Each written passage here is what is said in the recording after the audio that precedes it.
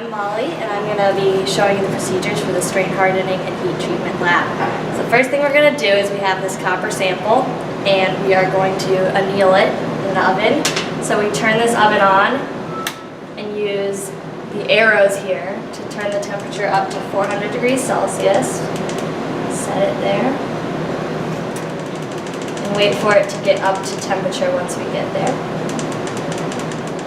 Because these ovens are hot, we always want to make sure when we're opening, closing, and moving and putting samples in that we're wearing our gloves. So once the oven gets up to temperature, we're going to put the sample in. Use some tongs, hot oven.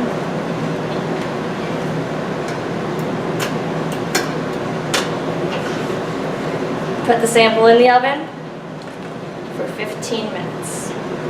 I'm going to be showing you how to cold roll your copper samples for the strain hardening and heat treatment lab. So what you're going to want to do is we're going to use the left cold roller, and we're going to turn this knob here to turn it on. You always have your emergency stop button in case you need it.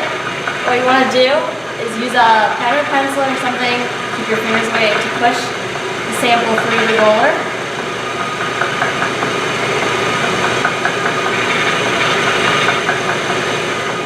When you're pushing your samples through, you want to make sure you change the direction you're pushing it through each time. So flip it upside down, flip it sideways. Otherwise, you're going to get a bent sample like this one here. And what you want to do is you want to make very incremental small changes as it goes through, so it'll actually feed through and not get stuck. And in the end, you should end up with something nice and thin like this sample here. For cutting the copper into 4 different samples, we're going to use these red scissors here, and you can just cut it into 4 equal sized pieces. Hi, it's Daniel again, and I'll be covering the steel portion of this lab. You'll be working with 2 different steel samples, 1018 and 1045 steel. And for each of these samples you receive, you'd want to measure the initial hardness of each of them. Then you will heat them up for 30 minutes until they reach the authentic state. Then you will test the hardness again, and then you will temper the samples at 550 degrees Celsius in the ovens for an additional 30 minutes. All right, when using the Rockwell hardness testing apparatus, you will want to first make sure that the dial is set to R as opposed to S. We will be using R in this lab. You'll also want to make sure that the tip is all the way fully engaged and not loose, as this would affect your readings. When taking a hardness sample, you'll want to orient the piece underneath the tip.